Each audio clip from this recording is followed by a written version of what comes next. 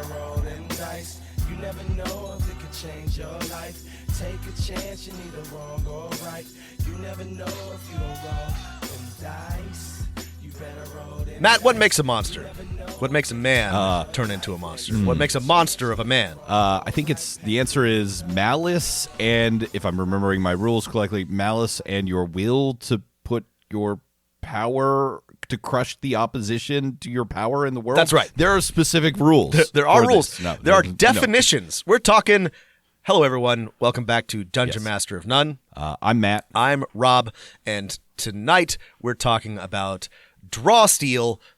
A little bit from Heroes, but mostly we're talking about Monsters, which is basically the monster manual, but also like a little bit of a DM's guide. It's the second book for building encounters, baddies that you might fight, and all that good stuff. And it's pretty cool, I gotta say. This game is about, as we said in last episode, having fun encounters, mostly of the combat variety. Of all of the like fantasy role-playing games, this is a really complete book for doing that, right?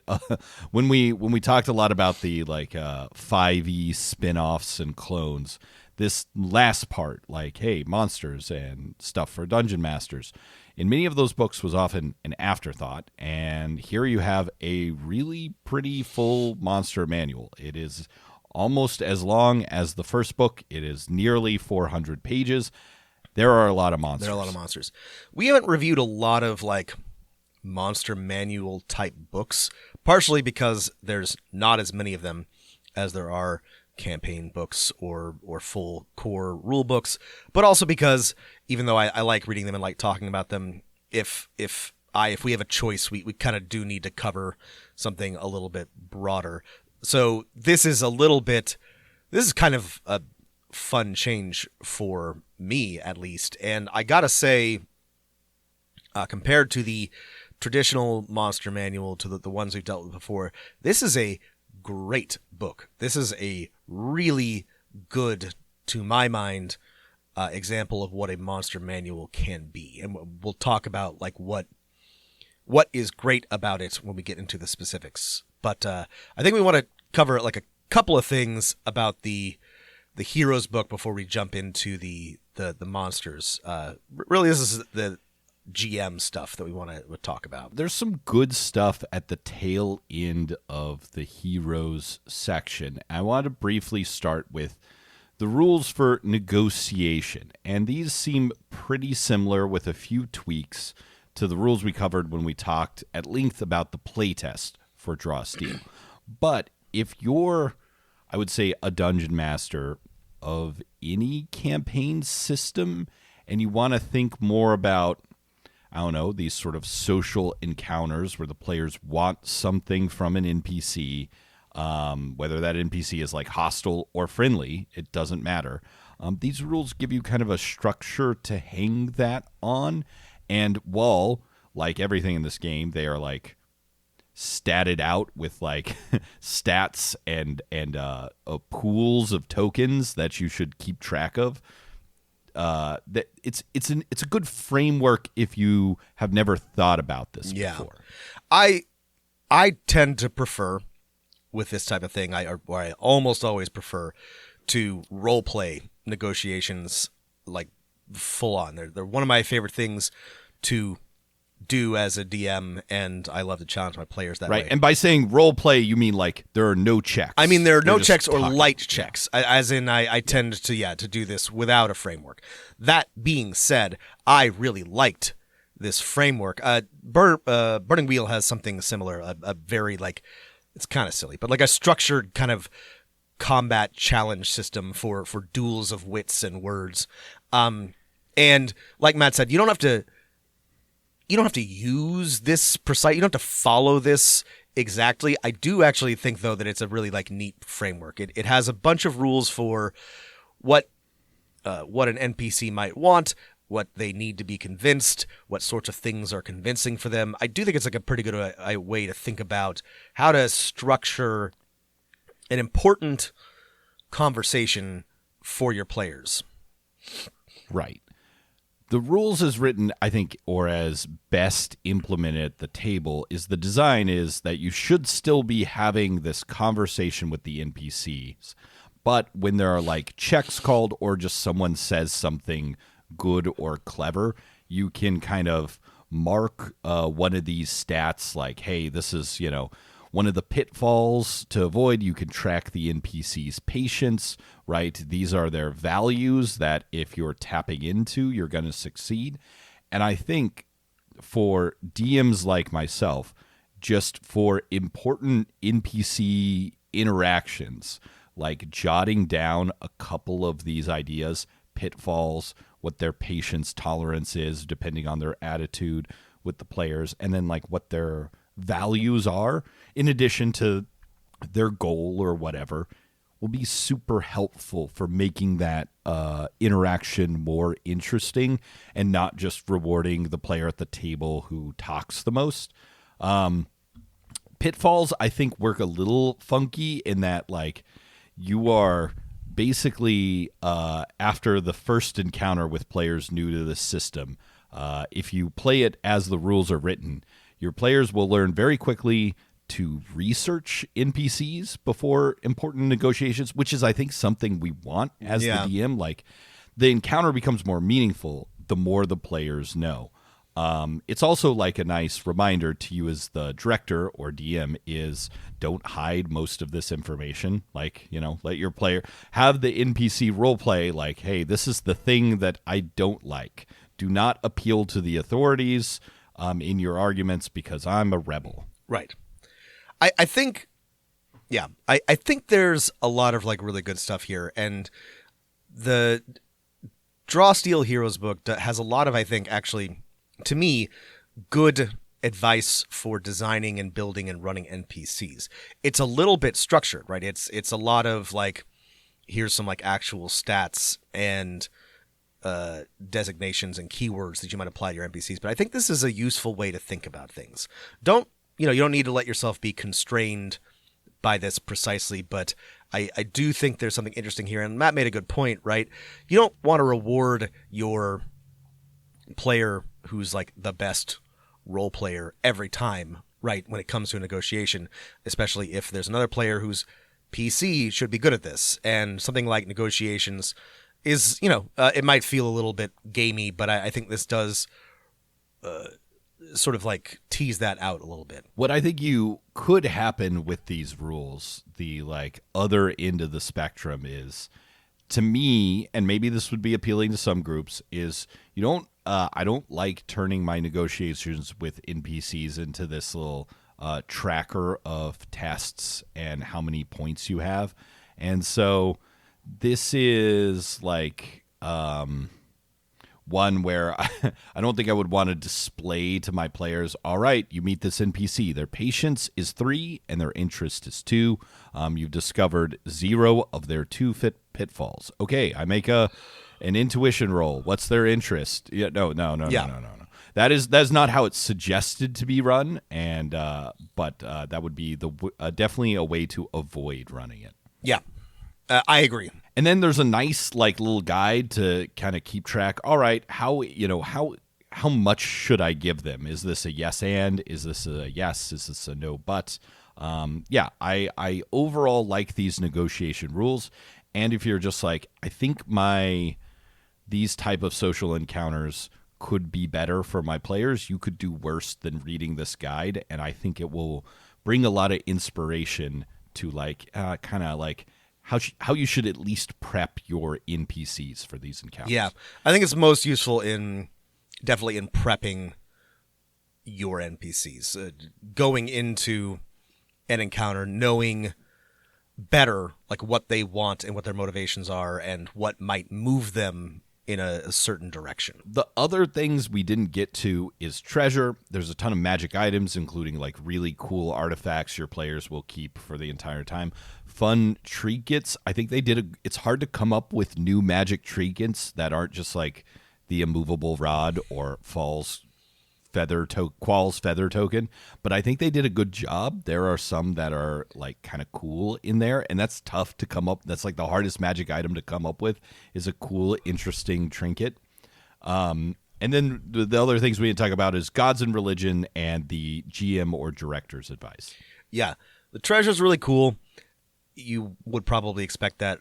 Great consumables and, like Matt said, trinkets, simple magic items, and really cool, more expensive magic items. The gods and religion section is interesting, and we talked a little bit last time about how the gazetteer is a little thin, which is funny because the gods and religion section is not. They put a lot of there's a lot of words here. It's interesting. I'm not mad about it. It's a little surprising, I guess, given how thin everything else was.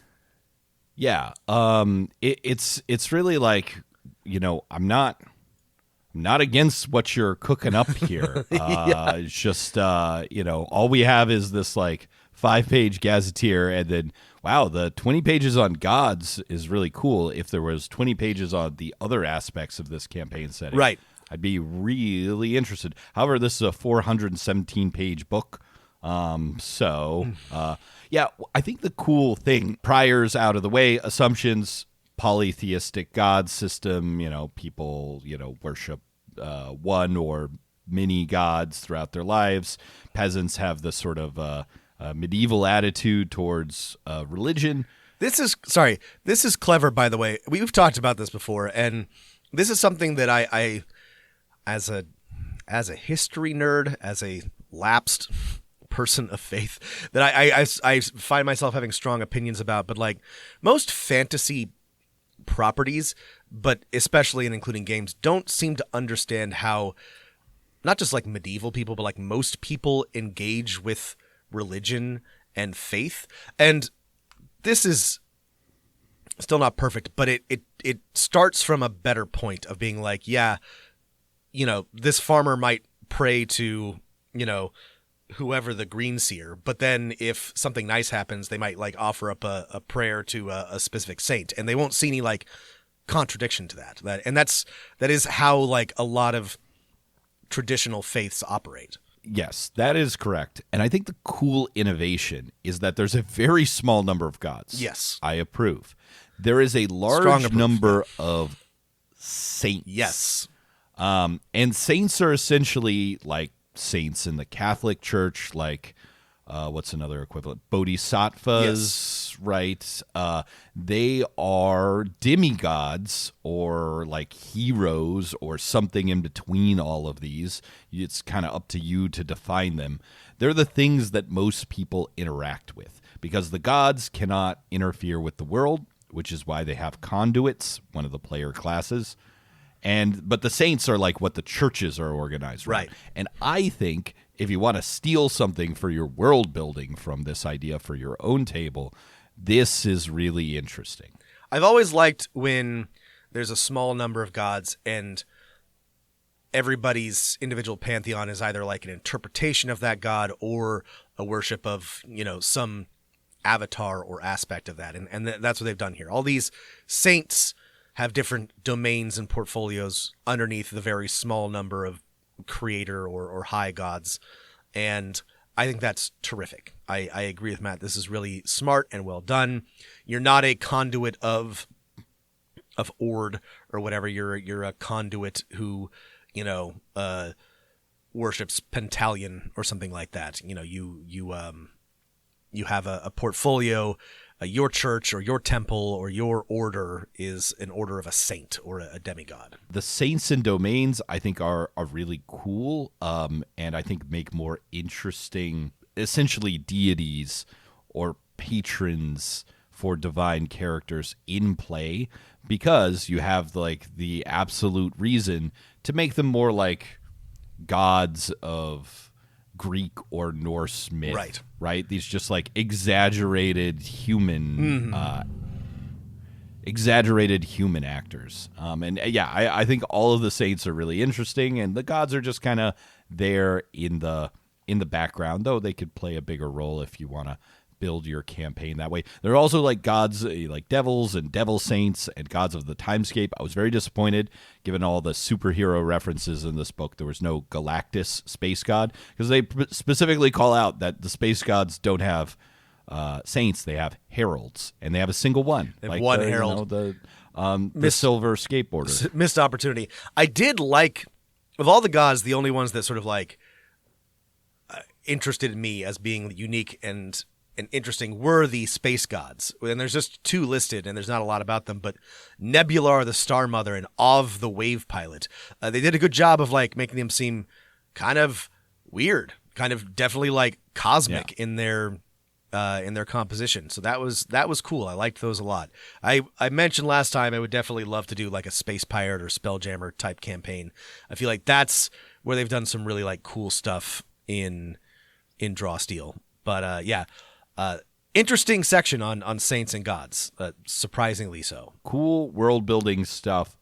Want to see more of it. The last section of the book, beyond a creator license, is the advice for game masters, for directors. It's a good, solid, tightly written 20 or so pages, and I think the main focus here is on how to create a campaign, because a lot of the other stuff about like how to do tests, or so essentially roles at the table, or how to build encounters is covered elsewhere. There's good advice here, and it's nice that they have a section. We've complained before about books not having any GM advice. It's nothing groundbreaking, but it's thorough.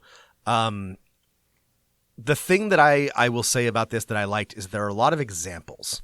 I do appreciate that they included a lot of like, this is what we mean by how you should do this. One neat thing is that they actually include one of Matt Colville's campaign pitches for the campaign, a campaign that he is running. It's 3 paragraphs, it's compelling. And I'm like, this kind of worth the price of admission by itself. Like, if this is what Matt Colville is using to like sell his campaigns to other people, that's very useful to me. To me, I thought it was pretty compelling, but it's just like, it's a good example of how to combine, how to pack a lot of information about like what you're getting into just 3 paragraphs. I think a lot of GM advice sections in role-playing games assume the campaign pitch has been made. Yeah. We've talked about the campaign pitch on this podcast. This one actually has like, we're going to start with, you don't have anyone in your game yet. Yes. How do you get people to play your game? Which I think is useful. So smart. Yeah. It's so good. And it's good advice. Let's see. Is there anything else I wanted to talk about this? There's an emphasis on like, hey, player ambition writes adventures. Yeah. That's a good. Is there a ton of like advice on how to get players to have ambition? No, that's fine. It's a good thing. There's a lot of advice on like, hey, we've got these echelons of play. What should that look like? Planning scenes. I think one thing that was really useful, a useful piece of advice that I'm definitely going to steal next time I'm planning my next kind of nodes and encounters, is divide your information into what is the most essential information that players have to know, and what is the other stuff that is like interesting and cool, so that you can make sure, depending on, this scene got short because players got distracted, they want to go elsewhere, what is that essential stuff that is forefronted and not gated? What is the other stuff? Useful advice to me. Yeah. There's a lot of good structural advice, a lot of good planning advice here. And it's worth reading. Finally, after an hour and 50 minutes, is Draw Steel Heroes. On to monsters. Except Rob writes, not you, Rob, other Rob. Hey there, I'm a fan of the podcast. I enjoyed listening to your most recent episode on Draw Steel. Just wanted to offer a small correction regarding kits. The Censor, Fury, Shadow, Tactician, and Troubadour are the only classes that gain access to kits. Oh, shit. Meaning the Conduit, Elementalist, Null, and Talent do not. This is a change that was made between the playtest and the final release, so I understand how this might have slipped by you guys. Thought I should mention it since you discuss how great it is to easily make a heavily armored wizard in the system when it's not actually a thing you can really do. Love the show. Keep it up. Rob, other Rob. Thank you, other Rob. That's embarrassing. That's okay. I feel like I did read something like this, but I was like, it just went out of my mind, right? And I had my playtest notes next to my other notes. And hey, we've already encountered the problem of multiple versions. Yeah, that's on us. I did not read that carefully because I just assumed that it had not changed and there was an awful lot of information. So detract a little bit of praise from what we said last week, but that's okay. I guess that makes sense. Yeah, I mean, I suppose those classes don't need kits. I preferred the thing where they still got kits because I was like, It's gotta be a balance. You know, you're not going to be using your arcane arrow that often. It's gotta be a as balance thing. Elementalist, That's weird. but it was. But it's kind of cool that you could have it. Huh. Well, yeah. Thank you, listeners, for keeping us honest. Okay, let's talk about monsters. Hopefully, and we won't make any mistakes this time. Monsters, Book 2 by Matt Colville, Willie Abiel, James Introcaso, and Robert Djordjevic. I think I said it right this time. Great job. Djordjevic. Yep. So from these designers, we get a 384 book on monsters and running monsters. So this is, like we said, that's a monster manual. It's a very good monster manual. I love this book. And I'll tell you why I love this book, Matt. Because it starts from first principles, right? Like, this doesn't just like throw you in and assumes that you know what a monster is, that you're ready to start like making a monster. No, it's like, what is a monster? And I think that we have to discuss this, Sure. So Matt, do you want to read on page 1 when creatures become monsters? Will you read that Sure. paragraph there? The defining feature of a monster is that they impose their will on the world at the expense of someone else. A monster might take control of the land, summon a terrible force to destroy nature or settlements, or simply bring harm to someone weaker than them. This means that a creature driven by instinct who hunts for food isn't a monster unless they hunt outside their needs or their territory, without malice or cruel ambitions that can be opposed. Such creatures are no different from a force of nature. Bold. A creature becomes a monster when their malice meets opposition. This often boils down to a monster fighting the hero over the fate of someone else. The game utilizes each monster in a way that challenges the heroes and their players, inviting the heroes to use their abilities to overcome the monster's will. A creature becomes a monster when their malice meets opposition. This sounds like something from Hegel. This is like Nietzschean, we're getting Yes. into like base human, behavior. Right. Like this is Between like the thesis and antithesis of malice and That's right. opposition emerges the monster. No, that's not how it would work. No. Okay, but something like you that. get the You point. get the idea. It's completely unnecessary, and I love it anyway. It's like, what is a monster? And I actually think there's something like neat about this, right? Like the beast of Gévaudan, the wolf that terrorized France in the 17th century. That's a monster, right? Because it wasn't just a wolf. It was a wolf that was, ranging beyond its territory and killing people beyond like what it needed to feed. Maybe it was a werewolf, whatever. It was totally a werewolf. We know. The Savo man-eaters, right? From the Ghost in the Darkness. Like those were monsters, right? Those weren't just lions because they were killing more than they needed to feed. They were attacking railroad workers. Those are monsters. Maybe the British made up something about but whatever. Contextually. John Jaws from the movie Jaws. John was just a normal shark until but yeah, it's like the beaches on the 4th of July. It talks a lot about like what makes a monster, what becomes a monster, and then a little bit later, it acknowledges like, hey, maybe not everybody wants to like maybe people have complicated feelings about fighting quote unquote monsters, right? Like in the next section, coming to the table, everyone who plays Draw Steel will have a different take on monsters based on their own experience. In the real world, monster has come to mean the other, or that which is not us. The monster is an unknowable threat until it is either known or is no more. Once again, this is deep philosophical stuff. Often, monster describes ferocious beasts that can't be prevented from doing us harm. Horrifyingly more often, monster is used as a label for groups of people and whole cultures, usually as a means of denying their humanity, right? Meanwhile, in games, monster is a clinical term for an opposing force. This goes on. it makes the point. The next section is called "Everybody Loves Zombies," and Matt and I have talked about this before, right? There are certain games that like throw groups of sentient living beings at you and expect you to sort of just wade a bloody swath through them, and I don't know that that's necessarily always automatically problematic, but I increasingly find it less fun, which is why it's nice to fight zombies or Nazis or like evil robots or something, things without will, without sentience or interiority that you can have a good time fighting and feel heroic, whereas or kicking a bunch of goblins in the face can come with complicated feelings.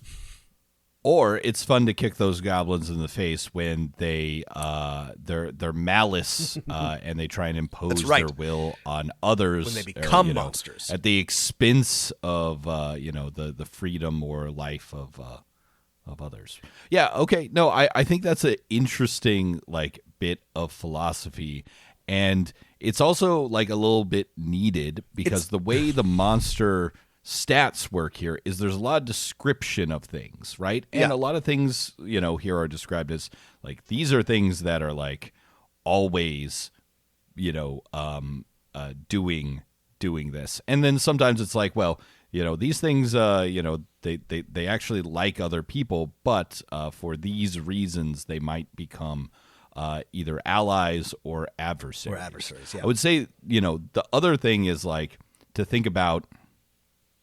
The first page tells us to think about, are these monsters just there and in your way, or are they villains? Are they something that have values and are usually have a pretty direct relationship with the PCs, or indirect relationship where they are working at opposite sides of a goal, and those are your villains, and those are the monsters that are central to your campaign. Right. So you got creatures, you got monsters, you got villains. And you definitely need all three, but especially that last one. Yeah.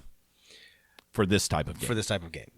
I really like this. I really think this is a good way to think about your opponents. I thought this is, a level of consideration that is missing from a lot of other games, and I appreciated it.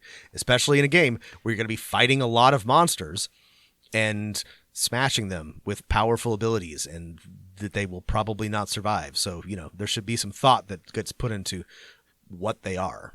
Getting into the mechanics, lovers of 4E rejoice because all of your favorite creature roles and creature kind of power or organization are back. We've got minions. We've got groups of minions. We've got solos. We've got leaders. We've got roles like brute, controller, defender, ambusher, right? Some of these are the same as 4E, like artillery, I think. I think that's the same. Others are new, but these are just handy keywords to let you know how we built, or how the designers of this game built this stat block, and what role would best suit it in an interesting encounter. And we don't have to get into this. We won't because we don't have time. But each of these roles is actually numerically represented. There's a chart later on for building your own monster that talks about if it's a ambusher, and if it's an ambusher, right, these are the sort of relevant adjustments that you'll want to make. If it's an artillerist, you'll do this. You can see at the beginning of this book the list of playtesters, and it is obvious that this book, that a great deal of effort went into designing and balancing these enemies. It's not just vibes. There are hard numbers that have been tested and retested repeatedly, and I think it shows. Yeah. We didn't mention this in our first review, but this has the feel of something that has been heavily playtested. I think that's to its benefit.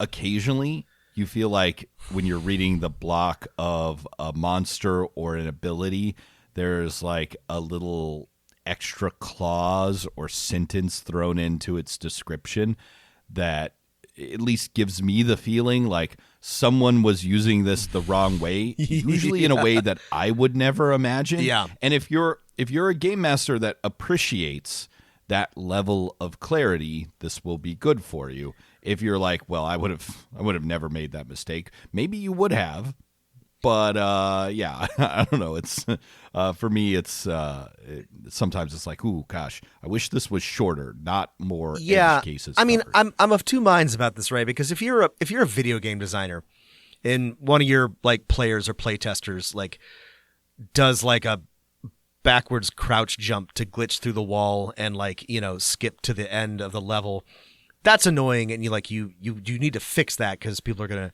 abuse that. But like, if a player at your table tries to like smash a bag of rats to like activate a on kill ability, you can just say, don't do that. That's not how this works.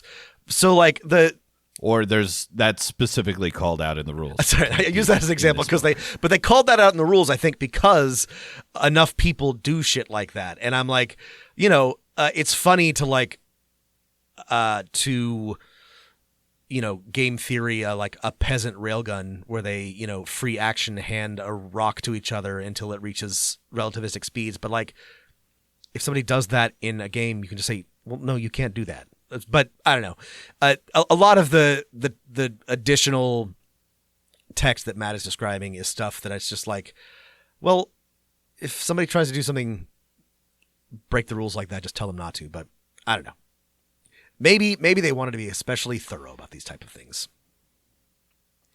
No, I would say that the rules are written in a way that is, again, the 4E comparison is apt, right?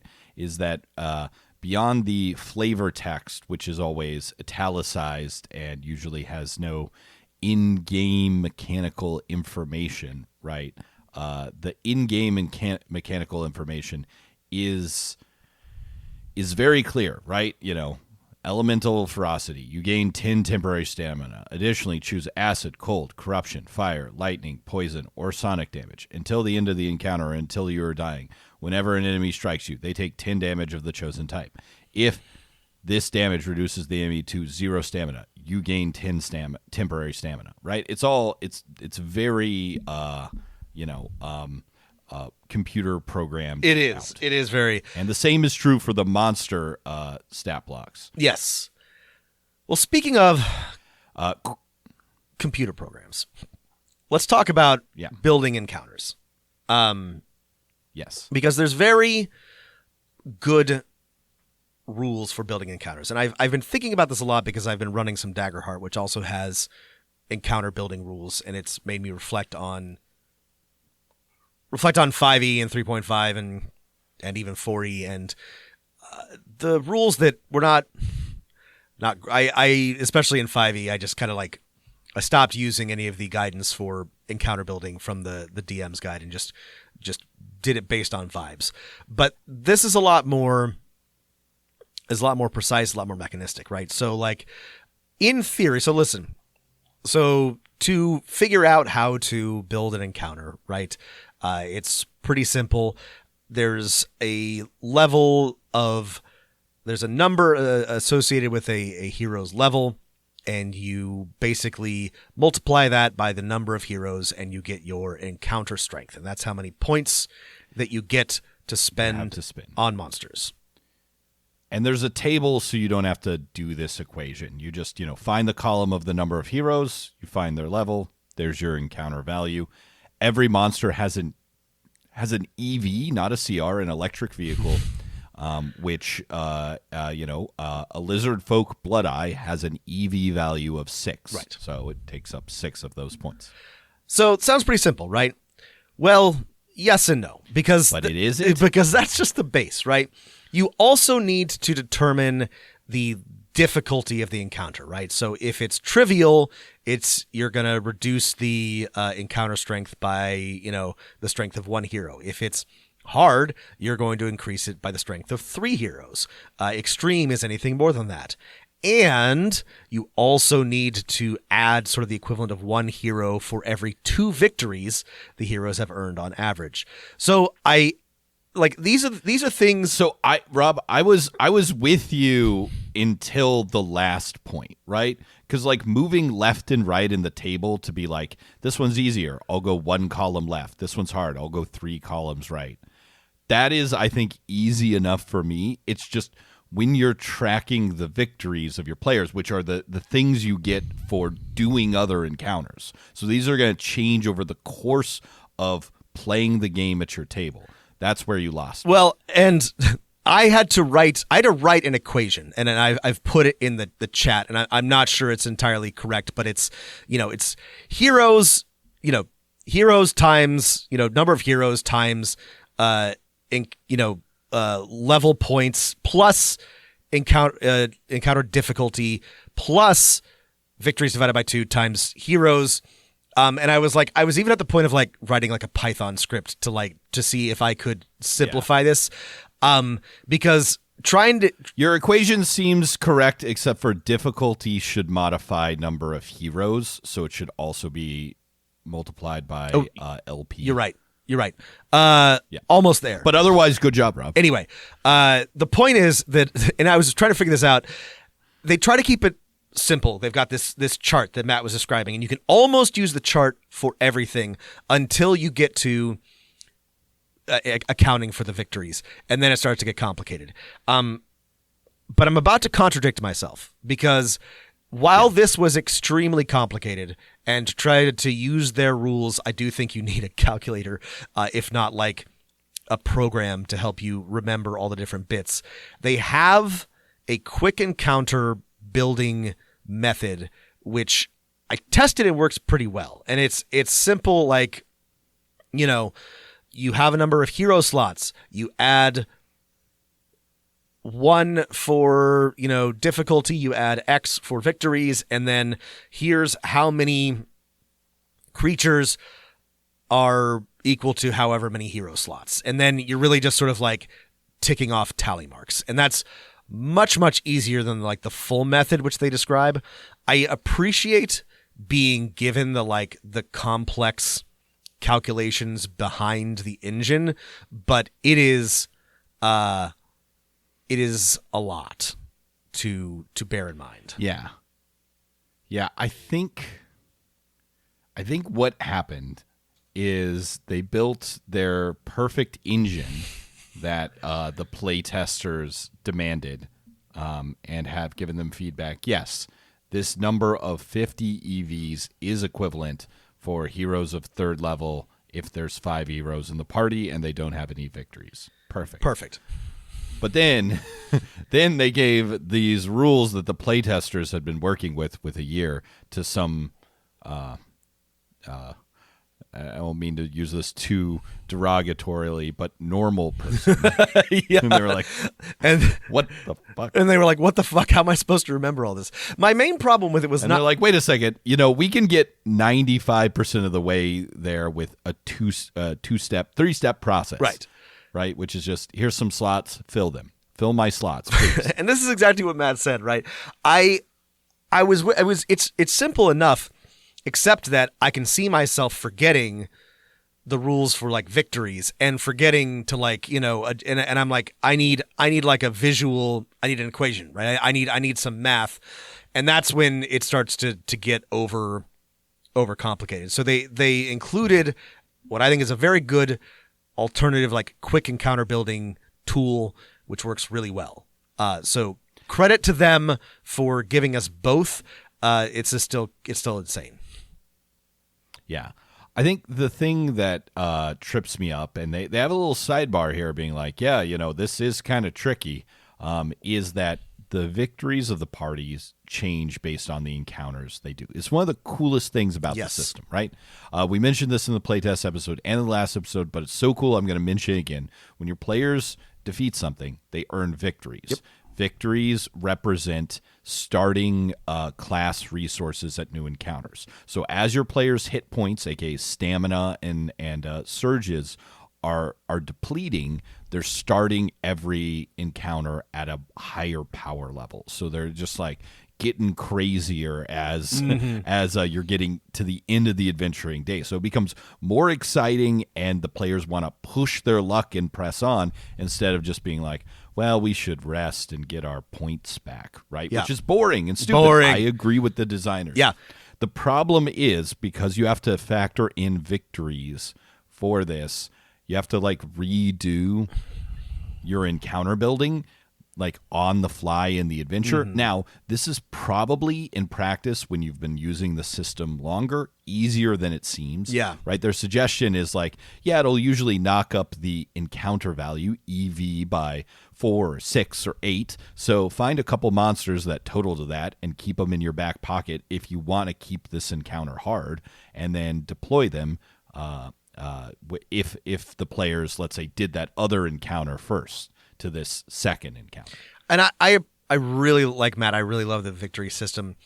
It is I definitely recognize a challenge to balance, because if your party has 4 victories, there's a good chance that they can open the combat with like a 7 resource ability, which is way more impactful than a 1 or 3 resource ability, and they're all going to be able to do that. So yeah, you want to throw more monsters at them, but also one thing that comes up in this monsters book is you, the director, start with more malice based on how many victories they have. And this is great. This ties into the whole push your luck, get crazier the more hurt you are, the more depleted you are, but it does make balancing, I think, all of this like a bit of a tricky conundrum. Yeah, like after reading about Malice and the system, and then going back to the encounter building rules, I was surprised that you had to factor in victories for the encounter strength, because I thought that's the point of Malice. Since seemed it's the, to me to it must flip side of this, but I think it's just in play. You still need more stuff. 'Cause yeah, Malice is essentially powering special moves for your monsters. I think the heroes are just like that much more powerful with victories, and which is great. But I think that you'd have to make Malice way more impactful, and then you might throw the balance off in the other direction to not need these additional rules.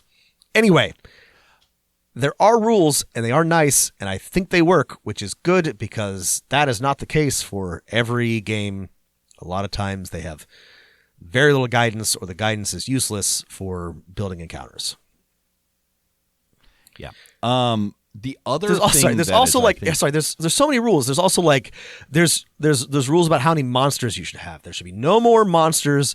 There's no more than 8 monsters per hero. But if there are more than 3 monsters per hero, half of them should be minions. I mean, this is these are good rules, but like I need I need a GM screen with like all of this stuff like written on it, because I'm not going to remember all of it.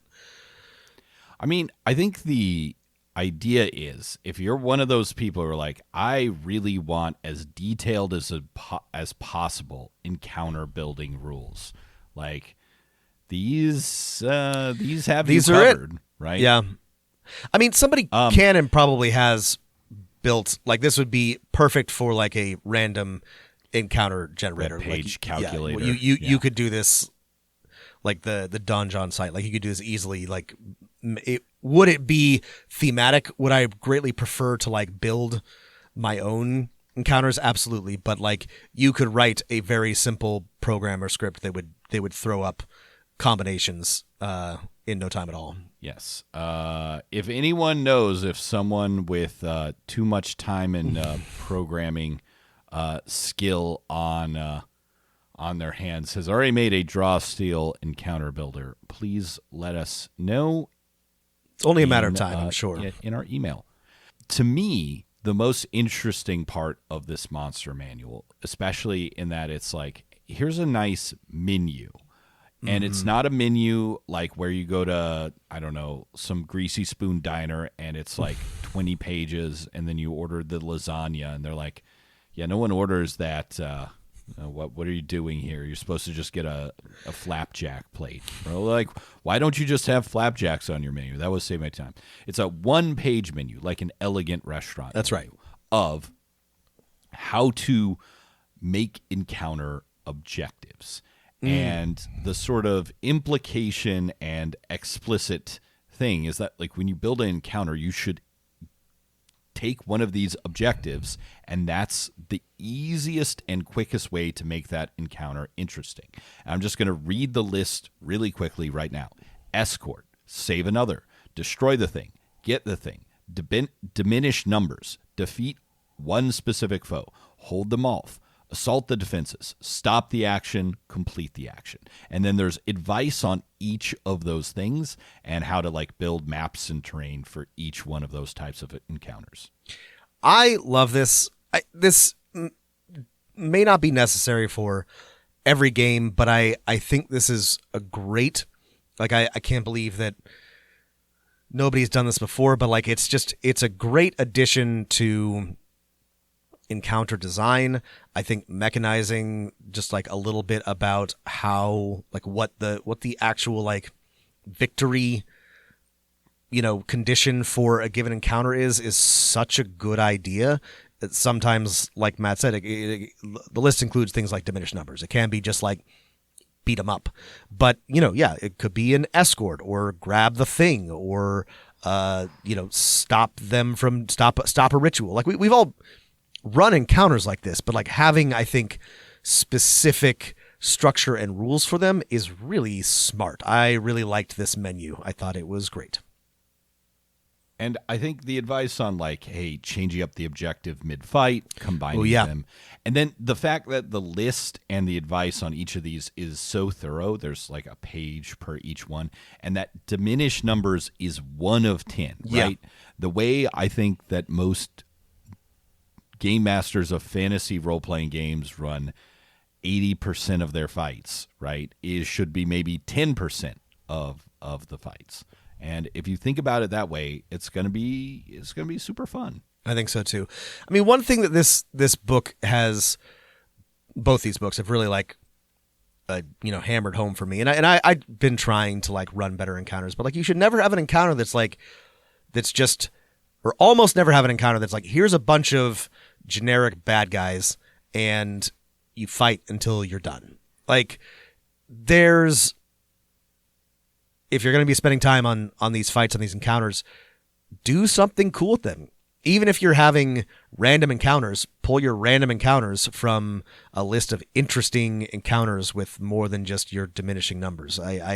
It's really like opened my eyes to, or given me new inspiration for actual encounter design. I think there's a lot of inspiration here. I think this is, and like I said last week, even if this isn't the focus of your game, if you're running a 5e game or a D20 game of any type, combats take forever. They might as well be cool. Yeah. Though I think, again, Draw Steel is just as fast as 5e while being 3 times as interesting. However, I do want to not skip over the actual monsters. Yeah. And terrain, which is its own section, and you don't need learning new rules to use terrain and stuff like that.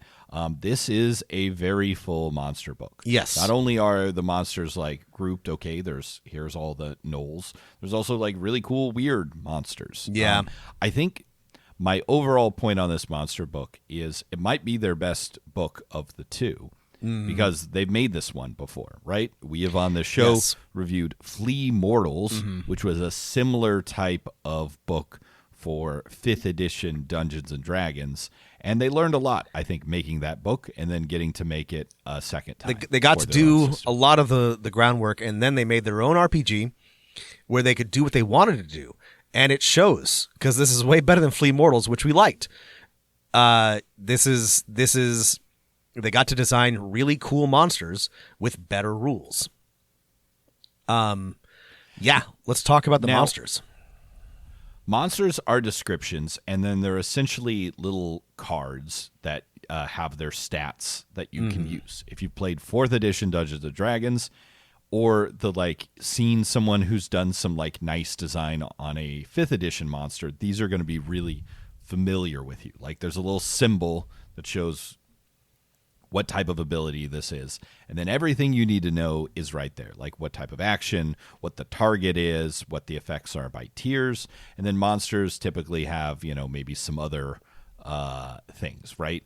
Your Ogre Goon, my favorite ogre, has a ability called People Bowling, right? And then it's tagged with area and a weapon. It requires 3 malice to use. It can use it as a maneuver, so not even an action.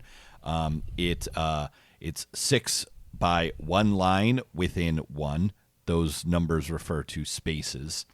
Target: each creature and object in an area. Effect: the goon must have a size 1 creature or object grabbed, which they hurl across the area, ending the grab. There's one of those clauses. I didn't know if I threw a person at other people, if it would end still the grab. grabbed. Wouldn't they still be grabbed? Yeah. No, you threw them. Okay. The hurled creature or object is targeted by the ability and lands in the last square of the line or the nearest unoccupied square of the goon's choice. Tier 1, 5 damage. Tier 2, 9 damage. Tier 3, 12 damage prone. Yeah. All of the stat blocks are like this. They're very simple. They're very easy to read, and they're very easy to use. They are designed to be read and run in combat. They are very simple, and this is greatly appreciated by me, and I assume by everybody else who has to run combats. This is designed by people who know what it's like to try to run these combats, and they're trying to make it easy for you. Yeah. And then, if you don't want it to be easy, your big bads, your dragons, your Olothek, the one of the old ones, instead of having 2 abilities or 5 abilities, has 20 abilities. Yeah, the big bads have big old lists, chunks of things, lots of malice abilities. There are villain abilities, which are legendary actions in 5e, so that your big guys can do a lot of really cool things if you want them to. Speaking of, the book starts with none other than Ajax, the Invincible, our avenging angel, beautiful man who hates you from last time. I don't know if you caught this, Matt, but his 10 malice ability is called Draw Steel, and it summons a bunch of swords from the ground. Roll credits. Yeah, roll credits. Leo pointing Homer. That's the name of the movie. That's the name of the movie. This was one where the precise language and text left me at I do not understand what this does. But I'm not worried about that, because I'm sure by the time my players made it to a level that they could experience fight, Draw Steel, that you would get it. Ajax, I would get it. I'm just going to read it to you. So again, he creates 4 cubes within 10. Each target makes a test using their highest saving characteristics. They basically take a shit ton of damage. Ajax then raises his blade of the Goal King above his head as 4 giant blades emerge from the ground to fill the area. Each target is pushed into an unoccupied space adjacent to the area after the power roll is resolved. I guess I'm not sure what that sentence means. I read it several times when I was first. Each blade blocks line of effect and can be dismissed. So by it's Ajax creating 4 cubes of 3 size, and each of those. Oh, so they're just knocked out of the way. Yes, they're knocked out of the way. Okay, Matt, it's because you don't watch enough anime. This is like Gilgamesh from Fate Stay Night. He's summoning a bunch of swords that appear out of nowhere and go ching, and everyone gets thrown backwards. You got to watch more anime. And then he eats that little plant and gets sleepy, right? Are we talking about the same Gilgamesh? I listen. Don't even get me started. King Arthur's in it. No, she's a woman. I don't make this shit up. Ooh. So, okay, I get what it means now, but like, if I was writing this, I would say the blades push each target in the area of the blades back. But that's unused words, and it's less precise, and it's not part of the thing. That's I was just Matt. like, You're which are you're the stuck targets? on natural And I language. thought You gotta be. You gotta be. You know, you're not programming brained enough for this. Right. What are some other cool monsters in this? There are a lot. Menu? This isn't exactly a cool monster, but they did a really neat thing with animals, I thought, which is very simple in that they basically gave you a template. And they're like, here's an example of a large beast, of a predator, of of various types of animals, and then here's a list of abilities or traits that you can assign based on a number of points. Now, I know this sounds like more complicated shit. This book, it doesn't assume you know what a monster is, but does assume that you know your animals from like elementary school and that you can create them. It also it has a list of example animals, so you don't have to pick. But it's you can make a wolf, you can make a bear, you can make a dog, but you can also make a demon rhinoceros if you want to. I liked this. I thought this was neat. It also saves them from having to list like 10,000 animals. Here's a template. Add some things. Go nuts, kids. Yeah. I would also mention like we're reading through like a couple of these, and bigger monsters have more abilities, and then each group of monsters has its kind of malice feature that is sometimes gated to their level or something like that. The advice in the rules is like, well, you've got your like generic things you can spend malice on. You can just spend malice to like up the damage. Yeah, there's something. generic And malice that's abilities. fine. Yeah, that anybody can use. And then maybe you just want to ever use one of these on the fight. They're all good. So if you want to make the fight more interesting for your players, maybe you don't have to like have all 10 options for malice in front of you.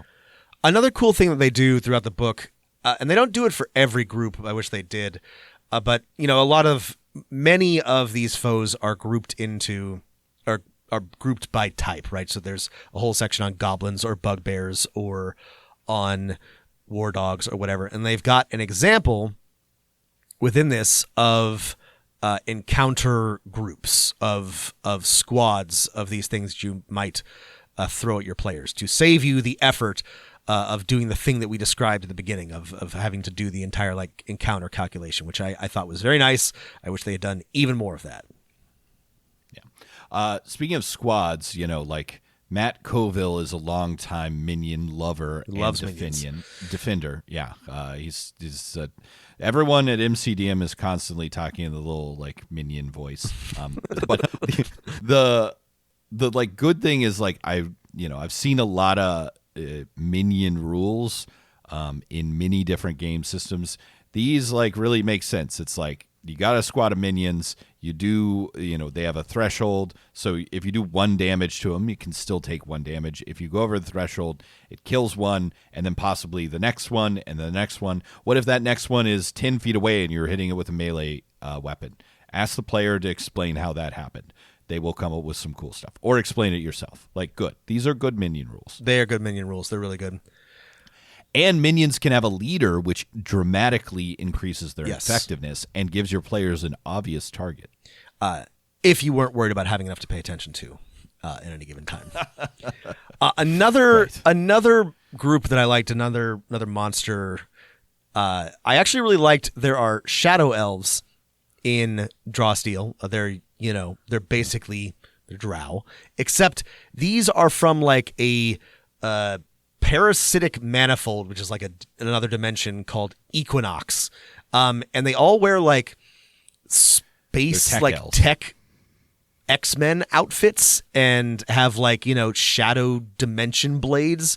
It's just like these are a really cool take on drow. I think I love the art. I love the whole like idea and aesthetic. Seems like they'd be really fun to make as like a villain group. I was impressed. I rarely find anything interesting about elves in general, so this was really neat.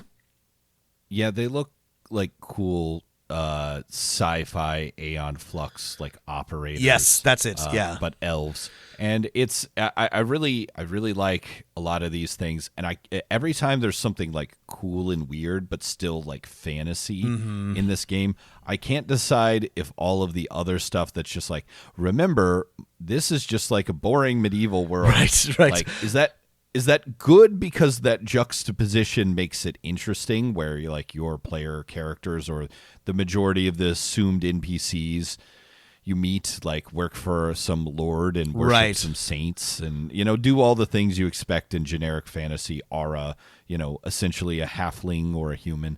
Does that make this stuff cooler, or do I just want a book that's just the cool stuff because I've played the other stuff before?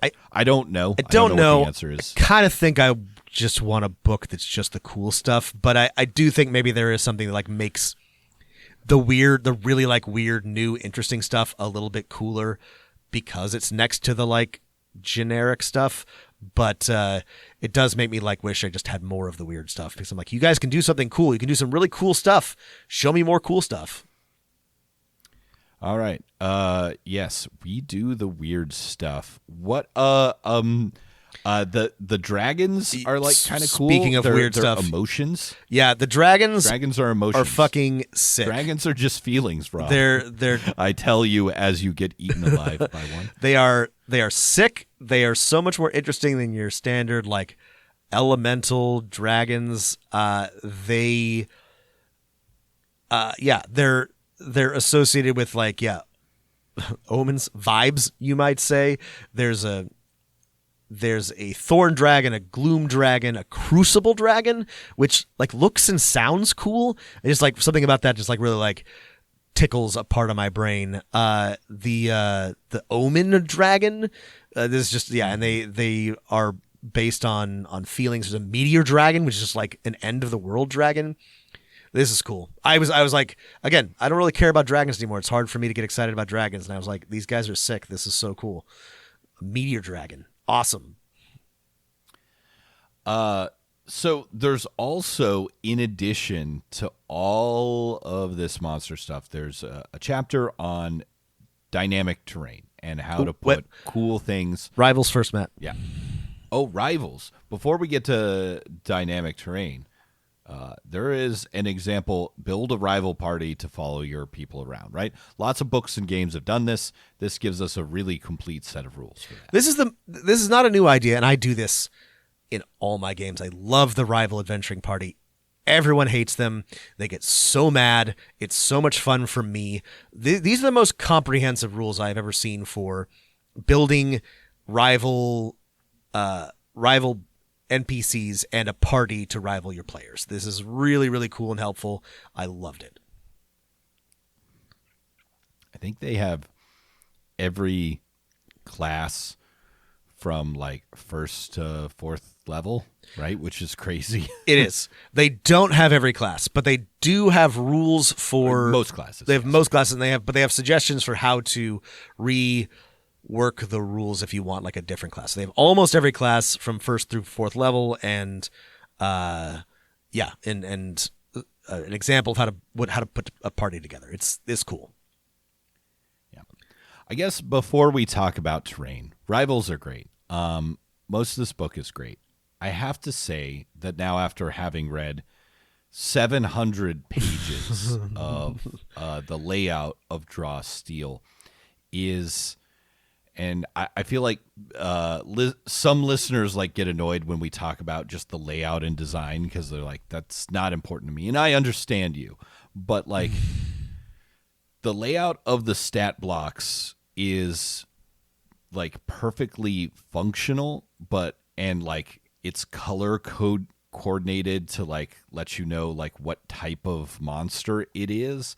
But like when I'm looking at my book, it just looks like the default colors on like the shading of cells on a spreadsheet, right? There's like an off red and an off blue and an off green, and yeah, I feel like the layout of this book is less appealing than some of the other, we're just coming from reading Ivory Tower and Daggerheart, both games that like had incredible layout and design work, and there's just like a ton of like white space in this, and I don't know. I feel like I didn't have time to say this book in particular last time, but with both books, there's just a lot of text next to text, and I expect with regards to heroes, I was definitely like missing how Pathfinder 2e does abilities, because they're in these like discrete little like boxes that make them a lot easier to read, and Draw Steel does not do that.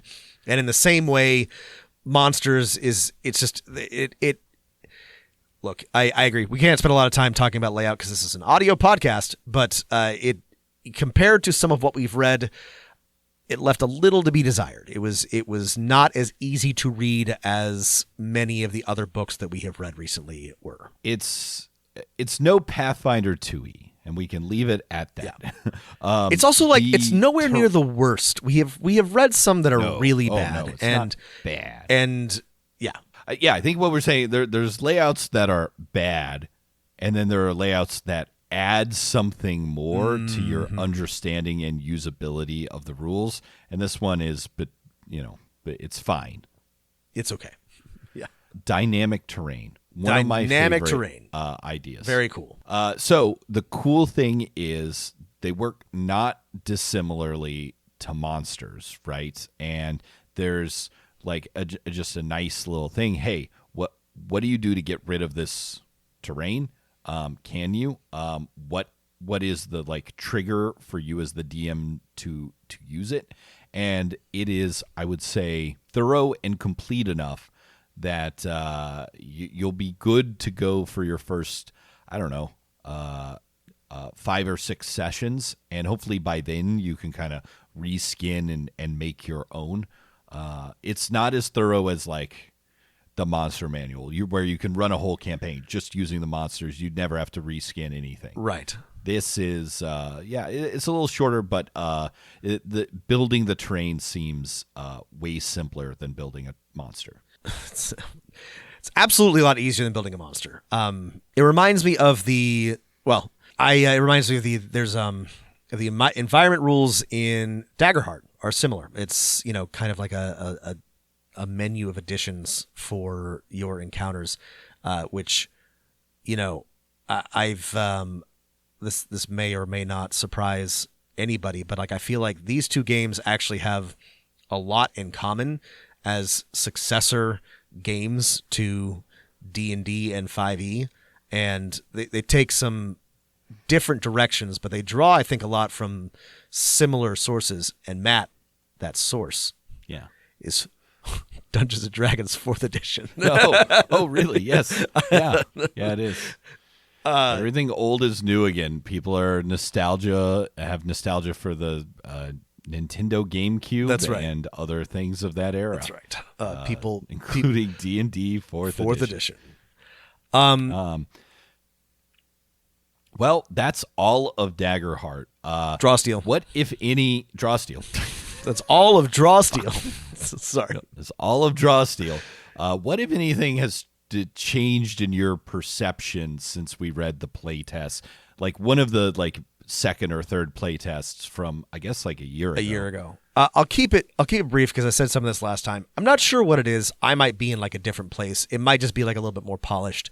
I found this a lot more appealing, a lot more complete, a lot more interesting, both as a potential player and as a potential GM.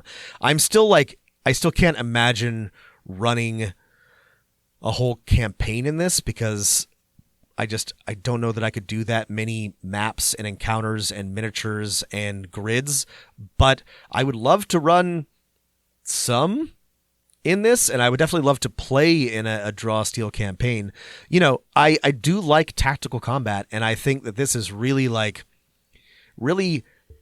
focused in on what's cool about the fantasy, like we said last time, right? Like the being a big guy with a hammer and leaping into the middle of a field of enemies. And I also really like now that I've read both books, I really like the way that the Monsters book, for all of what we said, for all of its complexity, makes it possible to design interesting encounters. It makes it easy to design interesting encounters, encourages you to do so. I think it's interesting that the polish of this game, I think, has paid off, because I wrote down what your big takeaway was when we did the play test last time. So this was a test, Rob. This was a trick question. And last time you said, based on this game, essentially, I want to be a player in this game, and I never want to run it. That is what I said. Now you're at, I do want to run it, not for the longest time, but some. That's correct. I remember what I said, and I do feel that way. No, I'm serious. I have changed my opinion. Yeah. No, that makes sense. No, that's good. I agree with your opinion change. Okay. It is an incredibly polished game. Yeah. Rob knows this, but with my particular group of players, none of them are ever going to run this for me. At least not in the next 5 years. Mine neither. Yeah. And then I am not super interested in. I am interested in tactical combats, just not as tactical as this. I just need a little bit of tactics, and I'm good. So for me, again, maybe I should have said this at the beginning of our 2-hour review. This is probably not a game for me and my group, but I have played in groups where this is absolutely the best game for them. And if you are a group who likes tactical combats, then this is a really good game at doing exactly that. That's the thing, is somebody in the Discord actually asked what should, my group do? Should they do Jaggerheart? They should do Draw Steel. And the thing is, I think the games are actually more similar than you might expect. But the truth is, there's an easy answer to that. Does your group love tactical combat and character creation? If they don't, probably Daggerheart. But there are lots of groups, I think, that do love tactical combat, love using all of their abilities to do interesting things, love, getting a bunch of attacks and a bunch of minions and blowing them up. And for that group, this is the perfect game. Yeah, no, I see this appealing, obviously, to anyone who had any warm feelings at all towards 4th edition. You will love this game, right? I have some warm feelings towards 4th edition, and I love this game. Anyone who likes Pathfinder 2E's tactical system, but wish it was just a little bit snappier, and a little bit less resource management, and the mechanics really just helped make the fight just exciting instead of modeling the fantasy world. It models the power fantasy world. Yeah. I have no problem recommending Draw Steel to anyone who fits exactly what this game is pitching. It knows exactly what type of game it wants to be and what it wants to accomplish, and it does so with exemplary perfection. It does exactly what it sets out to do. So that's Draw Steel. Congrats to MCDM's first full system out. Hopefully, we can get some cool hardcovers soon. Yeah. Like we said, I think this is really cool. It may not be for every group. It's probably not for our groups for reasons listed above. But I really like it. I would like to play it, and maybe someday I will. But in terms of what it attempts to do and the quality of the book, I cannot recommend it enough. I think it's great. If you have thoughts, if we got anything else wrong, thanks again, other Rob, Yes. Please do write us at dmofnone@gmail.com. You can find us on Blue Sky or join our Discord to further tell us things that we got wrong. if you want to throw a few bucks, $5 to be precise, our way a month to support the show and get our bonus Patreon episodes, patreon.com/Dungeon Master of None. Mid-September ship, so supposedly shipping soon, Draw Steel. And I wanted to call out that the Delian Tomb adventure is, I think, if you are interested in this, this adventure is it's good. It's good. You should get it. Well, thanks for listening, everybody. And whatever you do, keep rolling them dice.